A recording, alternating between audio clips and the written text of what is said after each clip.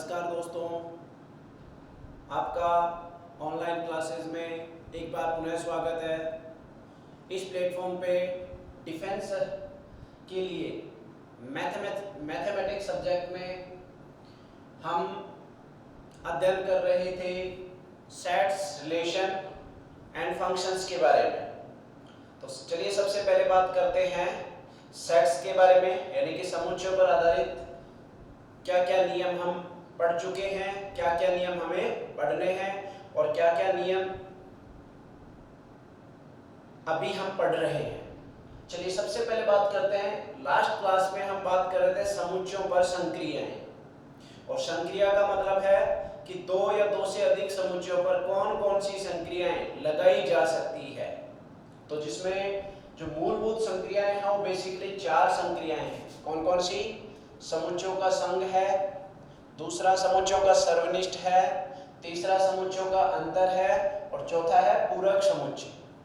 जिसमें हम सबसे पहला समुच्चयों का संघ हम पढ़ चुके हैं, दूसरा पॉइंट समुच्चयों का सर्वनिष्ठ, ये पॉइंट भी हम डिस्कस कर चुके हैं, और तीसरा है समुच्चयों का अंतर, ये हम पढ़ रहे थे, जिसके में हमें ये बताया गया था कि a माइनस बी का वास्तविक मतलब क्या है। चलिए एक बार पुनः शुरू करते हैं समुच्चयों के अंतर से। तो तीसरा जो है वो है समुच्चयों का अंतर, समुच्चयों का अंतर। और समुच्चयों का जो अंतर है उसे किस प्रकार प्रदर्शित करेंगे? या तो लिखेंगे a माइनस बी या लिखेंगे b माइनस ए। क्लियर है? तो मतलब यहाँ पे होगा या तो a में से b को घटाना है या फिर b में से a को घटाना है, इस प्रकार हमें लिखना है। क्लियर हुआ? चलिए सबसे पहले हम बात करें कि वास्तव में समुच्चयों का जो अंतर है वो किस प्रकार परिभाषित किया गया। तो सबसे पहले देखो यहाँ लिखा है a माइनस बी, इसका मतलब यहाँ जरूर a में से b को घटाया जाना है, और यहाँ लिखा है b माइनस ए, मतलब यहाँ आवश्यक रूप से हम देख पा रहे हैं कि b में से किसको घटाना है? a को घटाना है। अब घटाने का तरीका क्या होगा? ये जो व्यवकलन है ये सामान्य व्यवकलन से अलग है। सामान्य व्यवकलन क्या होता है? सामान्य जो अंतर होता है, सामान्य अंतर हम लिखते हैं x माइनस वाई, मतलब दो संख्याओं के बीच का अंतर किस प्रकार प्रदर्शित किया जाता है। तो जैसे फॉर एग्जांपल हम संख्या ले यहाँ पे 3, और 3 में से यहाँ पे y का मान लिया 2 और इसका मान कितना आ गया 1। तो सामान्य रूप से तो जो घटाया जाता है वो किसी संख्याओं का अंतर देखा जाता है, लेकिन ये जो व्यवकलन है ये बेसिकली a में से b को घटाता नहीं है।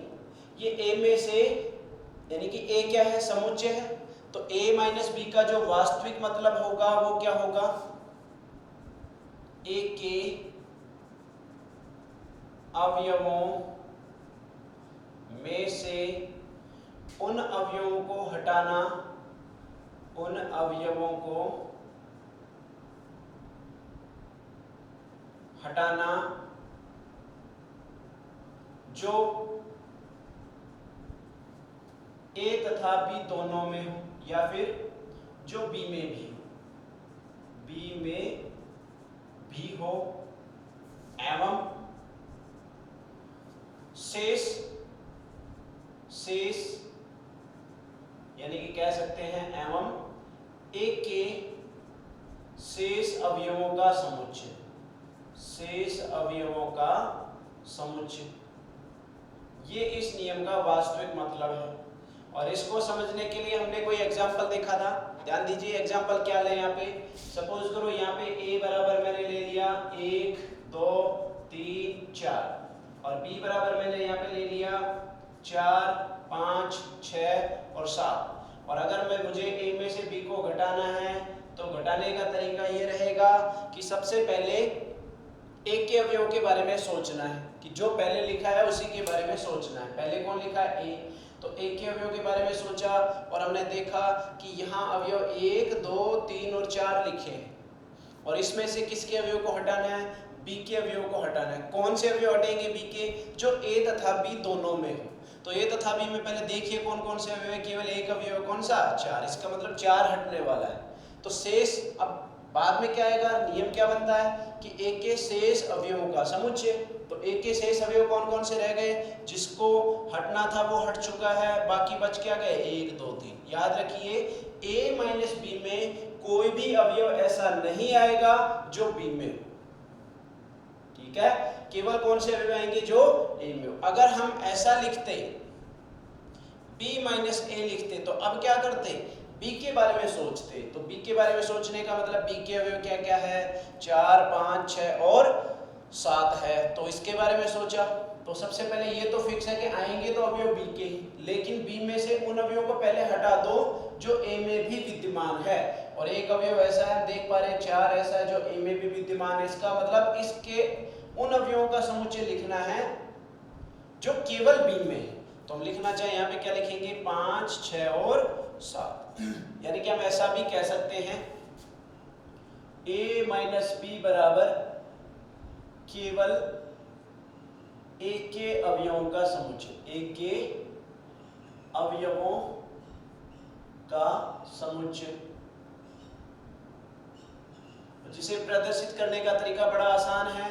ध्यान दीजिए वेन डायग्राम से समझें। ये यूनिवर्सल सेट है, यहाँ पे दो मैंने क्या लिए थे, समुच्चय लिए थे इस प्रकार। ये मान लो a है और ये मान लो b है।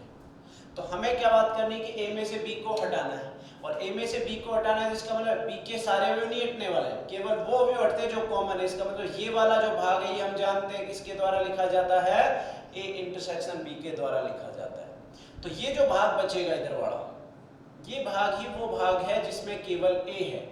और इसको प्राप्त करने का तरीका क्या है, इसको हम लिख सकते हैं कि a है, ध्यान दीजिए, चलिए इसकी बाद में बात करेंगे जब हम पूरक समुच्चय पढ़ लेंगे तब देखेंगे इसको। अभी केवल ये लिखना है a माइनस बी, ये भाग होगा। क्लियर हुआ? यानी कि a में से किसको हटा देना है, a में से b को हटाने का वास्तविक मतलब इस प्रकार भी लिख सकते हैं a minus a intersection b, इस प्रकार, ठीक है। यानी कि इसको कहें तो इसे ऐसा भी कह सकते हैं केवल a, केवल a, ऐसा, ठीक है। फिर इसी प्रकार हम देखें किसको देखें, b माइनस a को। b माइनस a क्या होगा, b में से a है तो b में से a के सारे वे तो नहीं घटेंगे, कौन से हटेंगे, जो कॉमन है।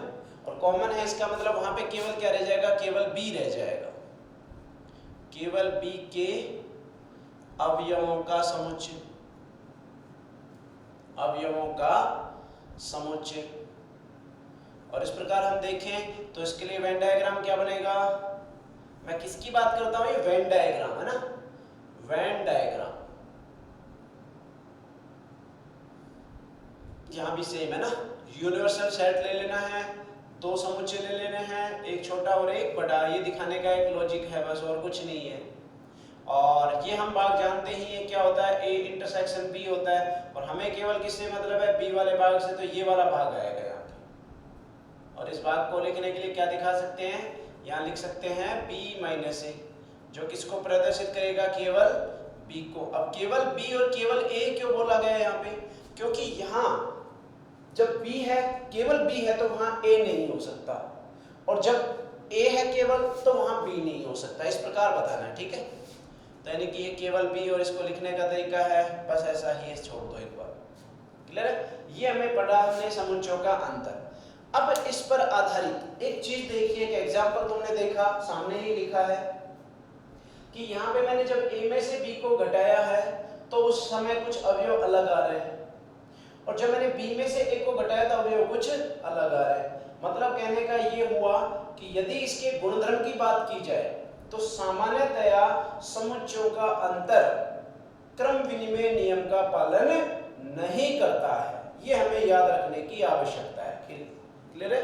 ध्यान दीजिए एक बार नोट हो सकता है लास्ट क्लास में नोट कर लिया हो, चलिए ध्यान दीजिए। आज मैं बात कर रहा हूं इसके गुणधर्म की।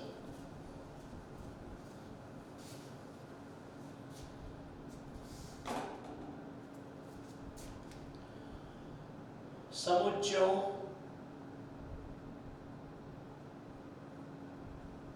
के अंतर के गुणधर्म।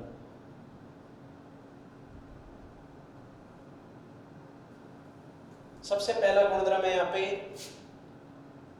कि a minus b is not equal to b minus a, सामान्यतः मतलब कहने का ये हुआ कि a तथा b के लिए जो समुच्चयों का अंतर है वो क्रम विनिमय नियम का पालन नहीं करते हैं। ये कौन सा नियम है? क्रम विनिमय नियम। क्रम विनिमय नियम, इसका पालन नहीं होगा तो क्रॉस लगा देना। दूसरा जो गुणधर्म आता है वो क्या होगा? साहचर्य। और साहचर्य के लिए हम एग्जांपल देखेंगे, a माइनस बी माइनस सी, और यहां ले लीजिए a माइनस बी माइनस सी। पहले एग्जांपल देखिए फिर समझेंगे कि ये वास्तव में सत्य है या नहीं, तब हम याद रखने की आवश्यकता है हमें। ध्यान दीजिए, a को मैं कुछ इस प्रकार ले रहा हूं 1 2 3 4, b को मैंने कुछ इस प्रकार लिया है 4 5 6 7, और c को मैंने कुछ इस प्रकार लिया है 3 8 9 और 10, इस प्रकार लिखा है। तो देखिए यहाँ पे क्या है, इसमें सबसे पहले देखिए साहचर्य में हम जानते हैं कि एक साथ दो ही समुच्चय लिए जा सकते हैं। तो पहले इनकी बात करें, a माइनस बी लिखिए। पहले a माइनस बी क्या आएगा, यहाँ देखते हुए बताइए कौन सा अवयव कैंसिल होने वाला है? केवल 4 होने वाला है, क्योंकि 4 a में भी है और b में भी। कॉमन अवयव हटा देने, यही बात है ना। तो यहाँ पे क्या बच गए? 1 2 3 बच गए, क्लियर है। और c अभी भी क्या है? 3 8 9 और 10। अगर अब मैं लिखूं a माइनस बी और इसमें से किसको घटा दूं? c को, तो क्या आएगा? देखिए अब वापस देखिए, इसमें और इसमें कॉमन क्या है? और इसमें हम देख सकते हैं कि 3 एक ऐसा अवयव है जो इसमें भी कॉमन है। इसका मतलब यहाँ आ जाएगा 1 और 2, ठीक है। ये आया a माइनस बी और फिर उसमें से क्या घटाएगा? c। अब यहाँ देखिए, पहले किसको निकालो? b माइनस सी को। चले पहले b माइनस सी निकाल लेते। b क्या है? ये लिखा है, b क्या लिखा है? 4 5 6 और 7, ठीक है। और इसमें से हटा देना किसको? 3 8 9 और 10, क्लियर है। चलिए एक अवयव इसमें भी कुछ कॉमन ले लेते ताकि आसान रहे, अपने लिए सुगम रहे। 7 ले लिया कॉमन, 3 7 8 और 10, 8 और 9। यहाँ पे लिख दो 3 7 8 और 9। तो यहाँ पे सेम ही आने वाला है, कोई किसी तरह की दिक्कत नहीं। यहाँ देखें 4 5 6 7 माइनस 3 7 8 और 9। अगर मैं लिखूं b माइनस सी तो क्या आने वाला है? b माइनस सी, ध्यान दीजिए b माइनस सी जो आएगा उसमें क्या आने वाला है? इसमें से वो अवयव हटा देने जो कॉमन है। और कॉमन तुम देख पा रहे हो यहाँ पे कौन सा अवयव है? केवल 7 है। इसका मतलब कौन कौन से बच गए? 4 5 और 6 बच गए। और a तो है ही हमारे पास, क्या है? 1 2 3 और 4। जब इसमें से यानी कि लिखना तो अभी भी क्रम तो वही रखना है ना, a माइनस बी माइनस सी। तो इसमें से इसको हटाना है। अब जब इसमें से इसको हटाना है तो वो अवयव हटेगा जो कॉमन होगा। कॉमन कौन सा? यहाँ पे 4 अवयव ऐसा है जो कॉमन है, मतलब वो हट जाएगा। तो बच क्या गया? अवयव किसके आएंगे? सदैव किसके अनुरूप होंगे? एक के अनुरूप। तो क्या होंगे? 1 2 3। और यहाँ पे ये देखिए, ये तो क्या आ रहा था? जिसके अवयव 1 2 थे। ये इस प्रकार आ रहा था समुच्चय जिसके अवयव क्या क्या थे? 1 2 और 3। तो हम कह सकते हैं सामान्यतया अंतर साहचर्य गुणधर्म का भी पालन नहीं करता है। तो लिख सकते हैं कि ये भी बराबर नहीं होगा, मतलब साहचर्य गुणधर्म का पालन भी नहीं होता है। अब तीसरा देखिए, अगर मैं लिखूं यहाँ पे कि a में से यदि b को घटाया जाए और ये कितना आ जाए? फाई आ जाए। कितना आ जाए? फाई आ जाए। तो ध्यान दीजिए कब फाई आने वाला है? फाई कब आएगा? जब ये दोनों कैसे हो जाए? समान हो जाए। कैसे हो जाए? समान हो जाए। समान हो जाए इसका मतलब ध्यान दीजिए कैसे आएगा। अगर मैं इसका डायग्राम इस प्रकार दिखा दूं, चलो एग्जांपल की बात कर लेते हैं, ठीक है। यानी कि a में से b को हटाना है, और हटना मतलब वही अवयव हटेंगे जो दोनों में कॉमन है। और जब कॉमन है तो वो इस प्रकार हटे कि वास्तव में एक भी अवयव प्राप्त ना हो। तो तभी हो सकता है ये सब संभव जब a और b कैसे होंगे? बराबर। तो एग्जांपल देखिए, इसके अवे मैंने 1 2 3 ले लिए, बी के अवे मैंने क्या ले लिए 1 2 3 ले लिए, और जब मैंने ए में से बी को घटाया तो ध्यान दीजिए क्या आएगा, 1 है हट गया, 2 है हट गया, 3 है हट गया, मतलब ये खाली रह गया। और खाली को हमेशा किसके द्वारा दिखाते हैं, फाई के द्वारा दिखाते हैं। इसका मतलब ये नियम कब बनेगा, जब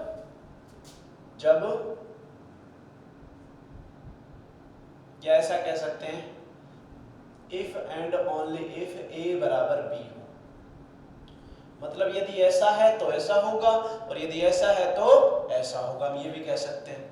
इसी का चौथा गुणधर्म क्या होगा, a माइनस बी, और यदि ये a के बराबर आ जाए तो कब होगा संभव, ध्यान दीजिए।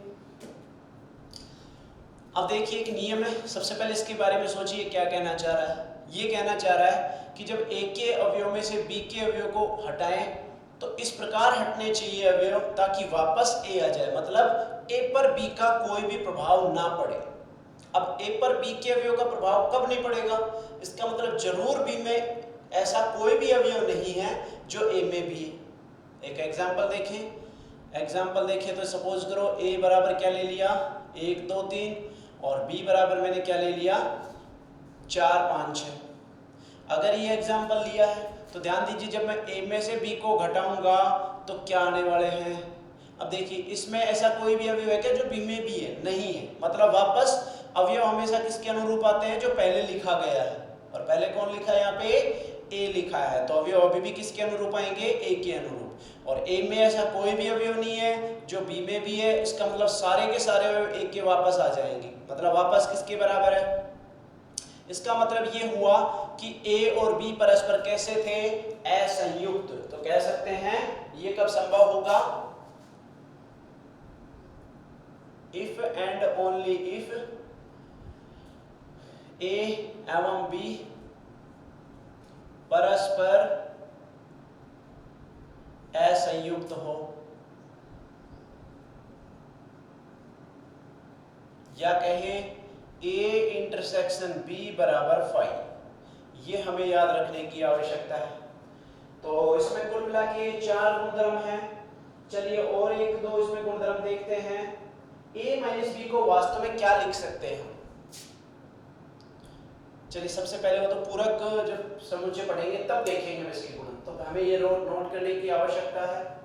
चलिए अब नेक्स्ट गुणधर्म की बात करें हम, नेक्स्ट जो संक्रिया है वो क्या है, पूरक समुच्चय। देखिए नाम से पर पता चल रहा है यहाँ पे पूरक, और पूरक का जो वास्तव में मतलब है वो है कि जहां उस समुच्चय को नहीं लेना है। मतलब अगर कोई समुच्चय दिया गया है, सुनिए ध्यान से, अगर कोई समुच्चय दिया गया है तो उसके पूरक समुच्चय की जब बात होगी तो याद रखिए उस समुच्चय के बारे में बिल्कुल भी नहीं सोचना है। मतलब कहने का ये है कि उस समुच्चय के सभी अवयवों को पूरी तरह से हटा देना।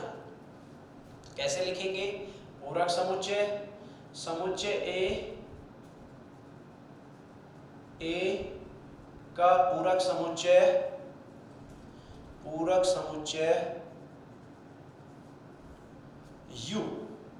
यू क्या है, ये सार्वत्रिक बात की थी, सार्वत्रिक या फिर समष्टीय।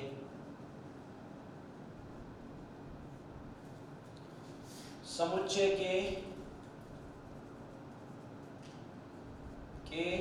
उन अवयवों का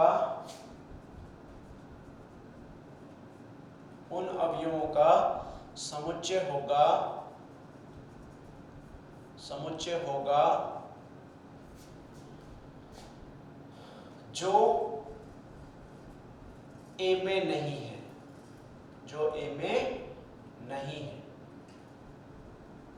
मतलब कहने का ये हुआ, ये तो हम जानते ही हैं कि U एक ऐसा समुच्चय है जो समुच्चय A, समुच्चय B, यानी कि हर समुच्चय के लिए सबसे बड़ा समुच्चय होता है। ये तो हमें पता ही है कि समुच्चय जो सार्वत्रिक समुच्चय होता है वो एक ऐसा समुच्चय जो सभी समुच्चयों के लिए सबसे बड़ा है। क्लियर हुआ? तो ये सबसे बड़ा, इसका मतलब जो आने वाले हैं समुच्चय सब इसी के रूप से ही आएंगे, मतलब सभी समुच्चय सार्वत्रिक समुच्चय के उपसमुच्चय होंगे। तो यदि मैं समुच्चय A के पूरक समुच्चय की बात करूं तो जब a खुद किसका है, u का है, तो इसका पूरक समुच्चय भी किसका होगा, u का ही एक उप समुच्चय होगा। मतलब पहले तो यही लिख दें कि a जो है वो सबसेट है किसका, u का।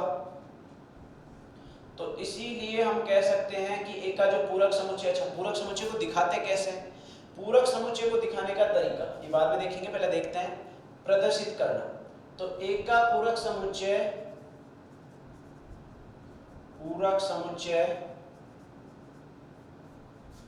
a डैश या फिर ac द्वारा दिया जाता है,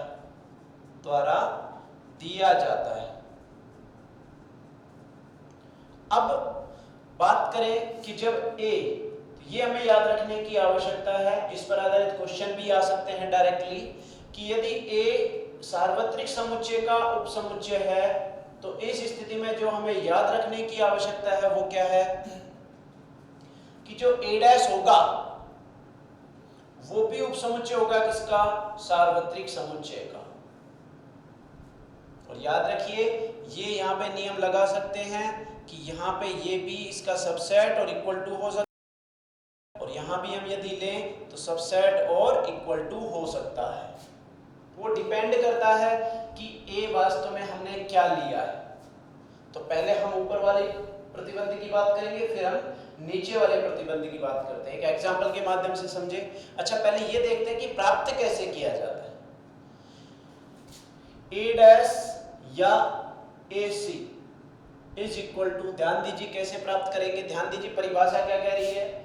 समुच्चय a का जो पूरक समुच्चय है वो u समुच्चय के उन अवयवों का समुच्चय होगा जो a में नहीं है। अब जो a में नहीं है, जैसे थोड़ी देर पहले हमने पढ़ा कि समुच्चय a के उन अवयवों का समुच्चय जो b में नहीं है, ऐसा ही पढ़ा था ना। तो इसका मतलब क्या है कि a और b के उन अवयवों को हटा दिया गया था जो दोनों में कॉमन थे। इसका मतलब यहाँ पे अवयव तो किसके आए थे, a के ही आए थे। तो इसका मतलब ये बेसिकली क्या है, अंतर है। तो यहाँ भी अंतर का ही उपयोग किया जाएगा। तो इसे दिखाने का तरीका क्या है, u में से किसको हटा देना है, a को। ये इसका नियम है ज्ञात करने का, बड़ा आसान है, याद रखने की आवश्यकता है। चलिए एग्जाम्पल के माध्यम से समझते हैं। सपोज करो मैं यहाँ पे जो u है उसको ले रहा हूं, ध्यान दीजिए 1 2 3 4 5 6 7 8 9 और 10। पहले मैं यहाँ पे इस नियम की बात करता हूँ, सब सेट वाले की, ठीक है। तो मैंने यहाँ पे एक को लिया कुछ इस प्रकार 4 5, और मुझे चाहिए यहाँ पे a डैश, यानी कि a डैश या फिर ac। तो ac को प्राप्त करने का तरीका क्या है, u मतलब सार्वत्रिक समुच्चय में से किसको हटा देना है, a को हटा देना है। तो u कहाँ लिखा है, ये रहा। इसमें से a को हटाने का वास्तविक मतलब क्या हुआ कि उन अवयवों को हटा दो जो a में भी है, या फिर कहें u के उन अवयवों का समुच्चय जो a में नहीं है। दोनों बातें समझ देना। पहले एक बार एक नियम समझते हैं, ये हमें याद रखने की आवश्यकता है। जिस थोड़ी देर पहले हमने पढ़ा है ना a माइनस b, तो इसकी एक परिभाषा तो क्या बनी थी, a के उन अवयवों का समुच्चय, उन अवयवों, उन शेष अवयवों का समुच्चय, उन शेष अवयवों का समुच्चय जो केवल a में हो, केवल a में हो, अर्थात a में से उन अवयवों को हटा देते हैं जो b में भी है। एक परिभाषा तो ये है, और इसकी आसान परिभाषा अगर हम याद रखना चाहे तो कुछ इस प्रकार कह सकते हैं, a माइनस b बराबर a के उन अवयवों का समुच्चय, याद रखिए समुच्चय किसका अनुसार चलेगा, हमेशा जो पहले दिया गया है, जो b में नहीं है, जो b में नहीं है। बड़ा आसान है, याद रखना कैसे। अगर मैं बात करूं ए के अवयव 1 2 3 है और बी में जो बात कर रहा हूं वो बात कर रहा हूं मैं 3 4 5 की, तो यहाँ पे मैं लिखूंगा a माइनस बी। तो ए के उन अवयवों को लिख दो जो बी में नहीं है। अब पहले तो वो देखिए बी में कौन कौन से अवयव, ए के भी और बी के भी कौन कौन से अवयव जो कॉमन है, 3 है, उनको हटा दो तो बाकी क्या बच गया, एक। तो मतलब इस प्रकार लिख सकते हैं, है ना। ये नोट याद रखने की आवश्यकता है और इसी के आधार पर इसकी बात कर रहे हो, ध्यान दीजिए। तो हमें क्या करना है कि यहाँ पे u में से एक को हटाना, मतलब उन अवयवों को हटा दो जो a में है। तो हटाने का मतलब यहाँ पे किन को हटा देना है, 1 2 3 4 5, तो बच क्या गए 6 7 8 9 और 10, ये हमारे पास ज्ञात हुआ है। तो इसके लिए एक नियम आया है, क्या नियम आया है, नोट कि हमने देखा a एवं a डैश ये दोनों ही परस्पर असंयुक्त है। कैसे हैं, परस्पर असंयुक्त, देख पा रहे हो।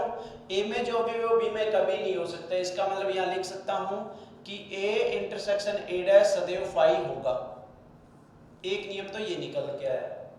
इसी में जो दूसरा नोट बनेगा वो क्या बनेगा कि a तथा a डैश ये वापस, ध्यान दीजिए, a तथा a डैश का संग क्या होगा, अगर मैं लिखूं a union a dash, a union a dash, ये नियम हम पहले ही पढ़ चुके हैं और इस नियम में हमने देखा था कि जब इनका यूनियन लिया जाता है तो क्या करते हैं, दोनों के जो अवयव उनको एक साथ उन्हें लिख देते हैं।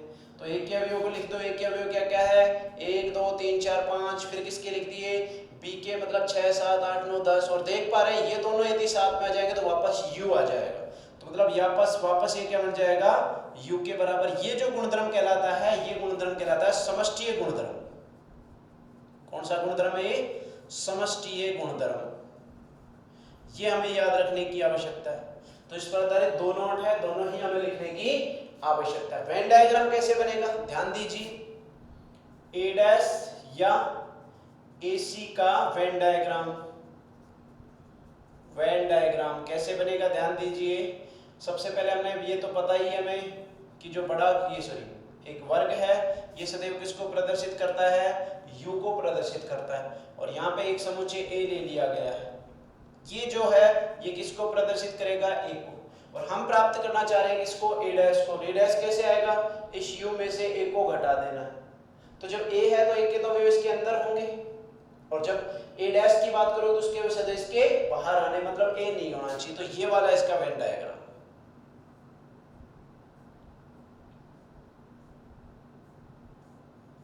ये कंप्लीट इसका क्या होगा, वेन डायग्राम होगा। मतलब ये जो भाग है ये हम लिख सकते हैं कि ये होगा किसके द्वारा प्रदर्शित है, a डैश के द्वारा। क्लियर है, तो याद रखने की कोशिश करें। चलिए अब इसके गुणधर्म देखते हैं। ध्यान दीजिए इसके गुणधर्म क्या क्या हो सकते हैं। अच्छा, एक काम करते हैं, सभी गुणधर्मों को मिला देते हैं एक बार, है ना। इस नियम पर आधारित और अन्य नियमों पर आधारित कुछ विशेष गुणधर्म हैं, हम यहां लिखने जा रहे हैं। सभी संक्रियाओं पर आधारित कुछ विशेष गुणधर्म।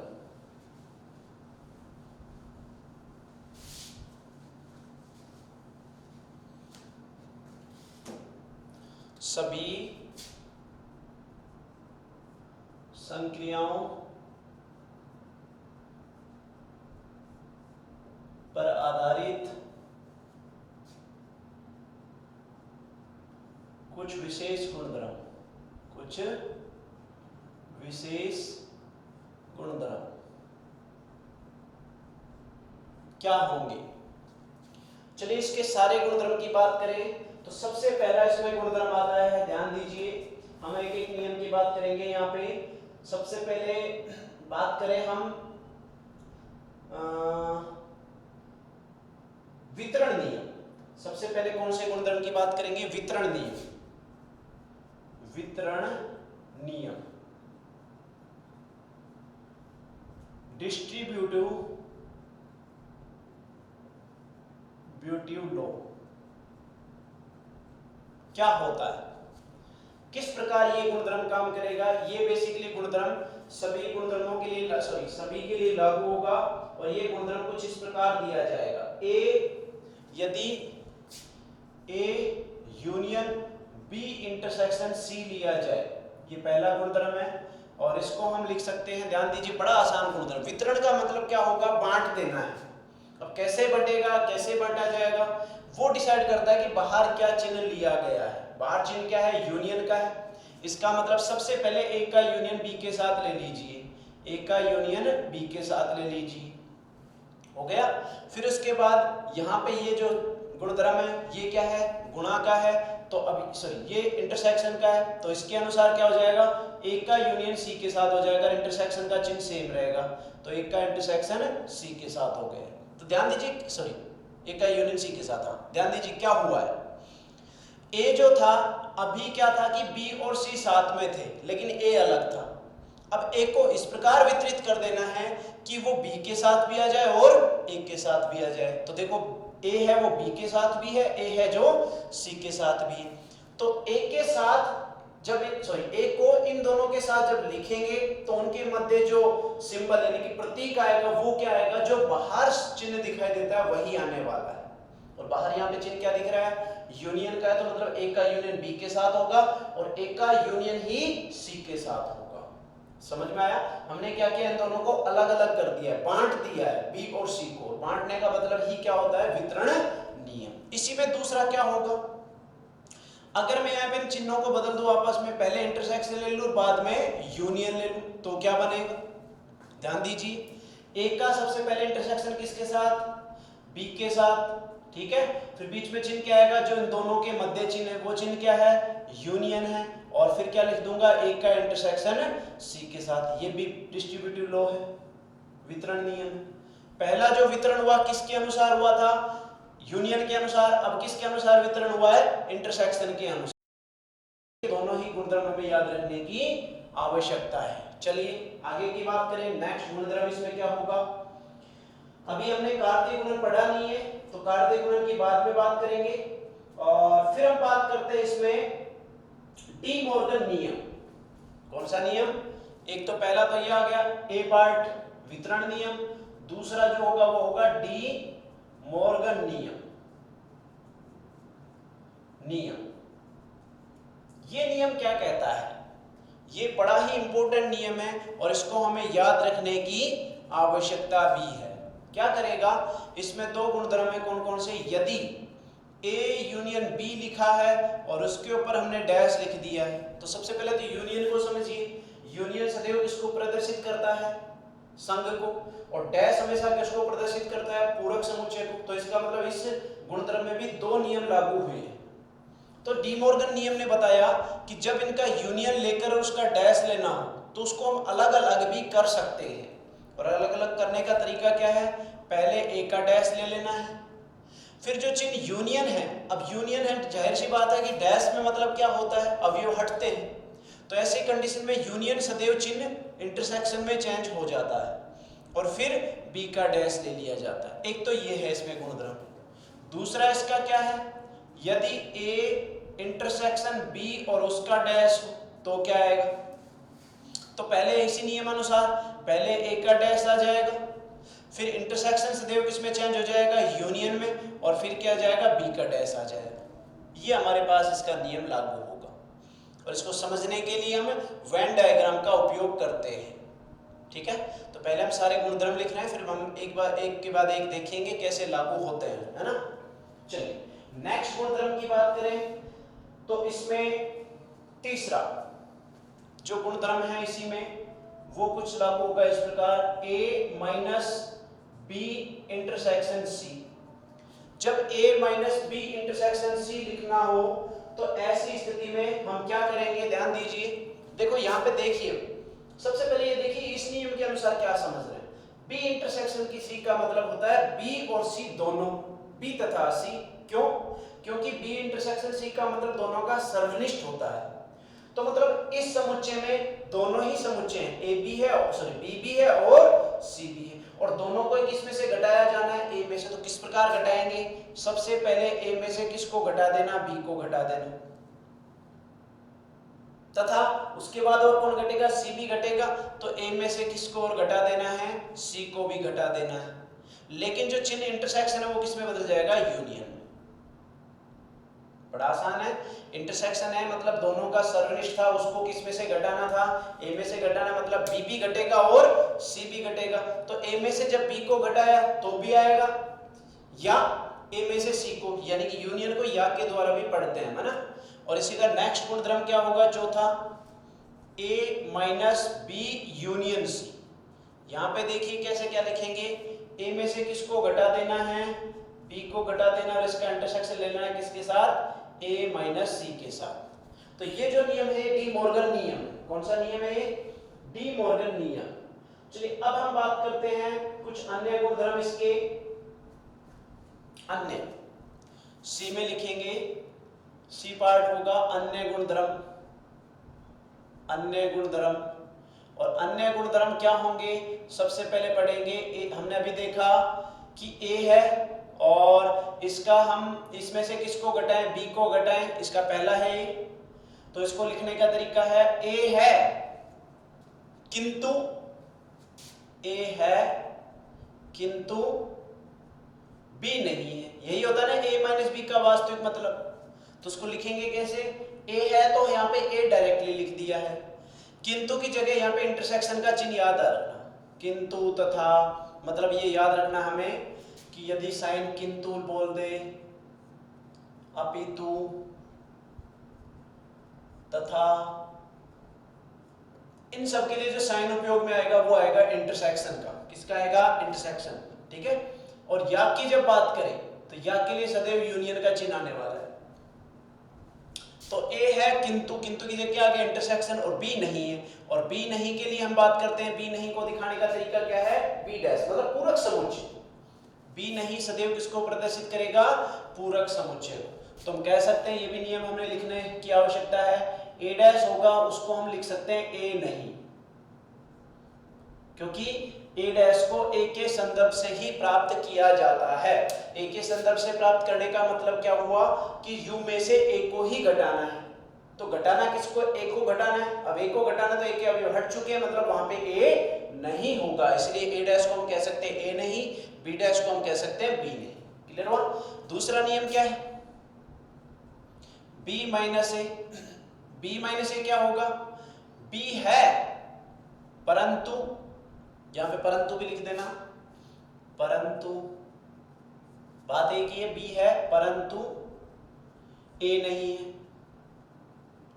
तो हम क्या लिखेंगे, बी तो है लेकिन ए नहीं है, मतलब ए डैश, ऐसा भी लिख सकते हैं। क्लियर हुआ। इसी का जो तीसरा गुणधर्म होगा वो क्या होगा, तीसरा जो गुणधर्म है वो हम लिखें, यदि a में से b को हटा दें और ये वापस a के बराबर आ जाए, जो थोड़ी देर पहले ही हमने देखा है, तो इसका वास्तविक मतलब है कि a इंटरसेक्शन b बराबर कितना है, फाई है। ये हम देख चुके हैं अभी थोड़ी देर पहले ही। इसका नेक्स्ट गुणधर्म क्या होगा, a माइनस b। चौथा, a में से b को हटा दिया है और फिर पुनः a को जोड़ दिया है। यूनियन हमेशा क्या करता है, या मतलब जोड़ता है। तथा, तथा का मतलब गुणा होना, ये मान के चलना है हमें, और यूनियन का मतलब क्या है, जोड़ना। तो a में से पहले b को हटा दिया, हट गया, यानी केवल a रह गया, उसके बाद पुनः b आ गया, तो मतलब ये वापस किसके बराबर आ गया, a यूनियन b के बराबर आ गया। क्लियर हुआ। नेक्स्ट क्या आ जाएगा यहाँ पे, फिर नेक्स्ट गुणधर्म है a minus b intersection b। पांचवा, a minus b intersection b। अब देखिए यहाँ पे क्या गुणधर्म लागू होगा। सबसे पहले क्या किया गया है, a में से b को हटा दिया है। अब जब a में से b को हटा देंगे तो केवल क्या बच जाएगा, a बच जाएगा। और जब a बच गया और उसका इंटरसेक्शन किससे लेंगे, अब b से। किससे लेंगे, b से लेंगे। तो बताइए किसके बराबर आने वाला है, जब a में से b को हटा दें और उसका इंटरसेक्शन किसके साथ ले लें, b के साथ ले लें, ये सदैव किसके बराबर आना है, फाई के बराबर। क्यों आएगा, क्योंकि जब a में से b हट चुका है तो मतलब ऐसे अवयव हट चुके जो कॉमन थे, कॉमन तो हट चुके हैं, तो वहां पे केवल a था। अब केवल a में वही अवयव है जो केवल a में, b में है ही नहीं। तो मतलब b वाले अवयव a के साथ कैसे हैं, परस्पर संयुक्त है, तो मतलब इंटरसेक्शन लेंगे तो बराबर किसके आ जाएगा, फाई के बराबर आ जाएगा। तो नेक्स्ट गुणधर्म इसका क्या होगा, नेक्स्ट गुणधर्म यहाँ पे, यदि a, छठा गुणधर्म, यदि a is subset of b है, तो हमें लिखना है कि b डैश जो होगा वो सबसेट होगा किसका, ए डैश का। चिन्ह चेंज हो जाता है, कैसे होगा ध्यान दीजिए, ए सबसेट है किसका, बी का। इसको एक एग्जांपल के माध्यम से भी समझ सकते हैं। अगर ए बराबर मैं लूं 1 2 और बी बराबर मैं लूं कितना 1 2 3 4, ठीक है। और यहाँ पे u ले लिया मैंने कितना 1 2 3 4 और 5। तो यदि सबसे पहले मैं बात करूं, अब देखिए इन दोनों के मध्य क्या संबंध है कि a is subset of b, subset है किसका, b का। तो ध्यान दीजिए b डैश निकालो, पहले a डैश निकालो। चलिए a डैश क्या होगा, याद रखिए a डैश u में से किसको हटाना है, एक को। जब u में से a डैश को सॉरी एक को हटाओगे तो क्या बच जाएगा 3 4 और 5 हट जाए 5 बच जाएगा। सेम b डैश क्या आ जाएगा यहाँ पे, b डैश का मतलब u में से किसको हटा देना है, b को हटा देना, मतलब क्या बच गया 1 2 3 4 हट गया तो 5 आ गया। अब देखिए यहाँ पे पता चलेगा तुम्हें कि b डैश बड़ा है a डैश बड़ा है, यानी कि b डैश तो छोटा है लेकिन a डैश बड़ा है। तो ये नियम याद रखने की आवश्यकता है। नेक्स्ट क्या होगा,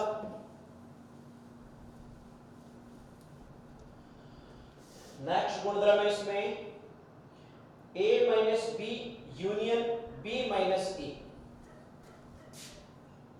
मतलब a minus b union b minus a को हम लिख सकते हैं, ध्यान दीजिए कैसे, कि a यूनियन b माइनस, इसको हम लिख सकते हैं a union b minus a intersection b, a intersection b। कैसे परिभाषित करें, ध्यान दीजिए a माइनस b, अब इसको वेन डायग्राम से समझने की कोशिश करें, बड़ा आसान रहेगा। यहाँ पे क्या था, ये a है, ये क्या है b, तो a माइनस b तो ये भाग है, क्लियर है, और b माइनस a ये भाग, और हम इन दोनों को जोड़ना चाह रहे हैं। यूनियन का मतलब क्या है, जोड़ना, साथ साथ लिखना।